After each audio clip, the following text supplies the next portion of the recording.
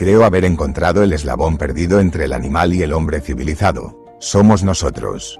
Estas palabras no son de un filósofo, ni de un político, sino de un científico que dedicó su vida a estudiar animales.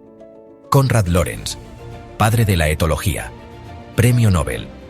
El hombre que, sin un anillo mágico, logró escuchar el lenguaje de los animales, y en él descubrió nuestra verdad más incómoda.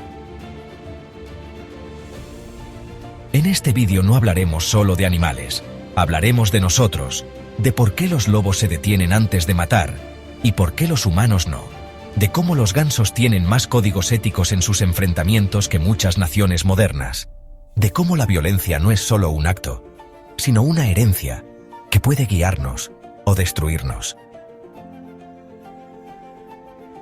Y todo esto lo descubriremos a través de El Anillo del Rey Salomón, la obra que cambió para siempre nuestra visión de lo que significa ser humano.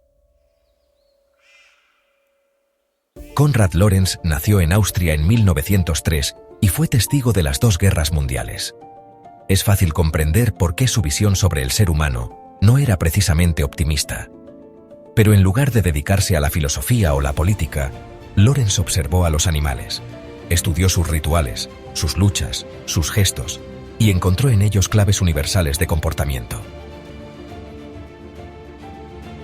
La etología, su campo de estudio, no es otra cosa que la ciencia del comportamiento animal. Pero para Lorenz, era también una ventana a lo más profundo del alma humana. Uno de sus experimentos más conocidos fue con gansos. Los crió desde que nacieron, y estos lo reconocieron como su madre. A través de este vínculo, Lorenz descubrió cómo los animales graban en su memoria ciertas figuras en un momento clave de su desarrollo. A este fenómeno lo llamó impronta. Pero lo más fascinante de El Anillo del Rey Salomón no son solo las observaciones etológicas, sino cómo Lorenz las conecta con nosotros. En el libro, analiza dos aspectos cruciales: la comunicación y la violencia. Lorenz describe cómo los animales poseen signos invariables. Un lobo que enseña los dientes no lo hace por casualidad. Es un mensaje claro. Un código que todos los miembros del grupo entienden. No hay ambigüedad. No hay dobles intenciones. Las jerarquías también están claramente establecidas. En un grupo de peces cíclidos, los machos dominantes no necesitan pelear a muerte. Se reconocen con gestos, posturas, colores. En muchas especies, la violencia es el último recurso, porque existe algo que Lorenz llama inhibiciones innatas, es decir, mecanismos que frenan la agresividad antes de que sea letal. Y aquí es donde Lorenz hace una afirmación demoledora. El único ser que ha roto ese equilibrio es el ser humano. Según Lorenz, los animales poseen armas naturales, colmillos, garras y cuernos, pero también poseen frenos naturales, instintos que les impiden usar esas armas más allá de cierto punto. El hombre, en cambio, ha creado herramientas letales, pero no ha desarrollado los mecanismos psicológicos para manejarlas. No nacemos sabiendo cuándo detenernos. No tenemos grabado en el alma el gesto de rendición de un enemigo. Y como nuestras armas no dependen del cuerpo, sino de la tecnología, evolucionan a una velocidad que nuestros instintos no pueden seguir. Lorenz lo dice con una metáfora inquietante. Los instintos y las inhibiciones innatas necesitan para desarrollarse periodos de tiempo tan largos que solo comprenden los geólogos, no los historiadores. Por eso, mientras nuestros antepasados necesitaban miles de años para adaptarse a una nueva herramienta, hoy en día una sola década puede traernos armas capaces de destruir el planeta. Lorenz no ve la violencia como algo negativo per se. En muchas especies cumple funciones claras: establecer jerarquías, defender territorio, atraer pareja. Pero esa violencia está contenida, ritualizada. En el lobo, por ejemplo, la lucha por el liderazgo rara vez termina en muerte. Cuando uno de los dos se rinde, muestra su cuello y el vencedor se detiene. Es un código, un límite. ¿Y el hombre? Las guerras mundiales demostraron lo contrario. Los bombardeos no se detienen ante un gesto, no hay cuello expuesto, solo hay aniquilación.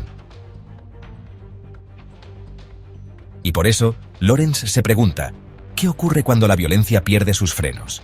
¿Qué pasa cuando un animal inteligente, con tecnología destructiva, no ha desarrollado el instinto para detenerse?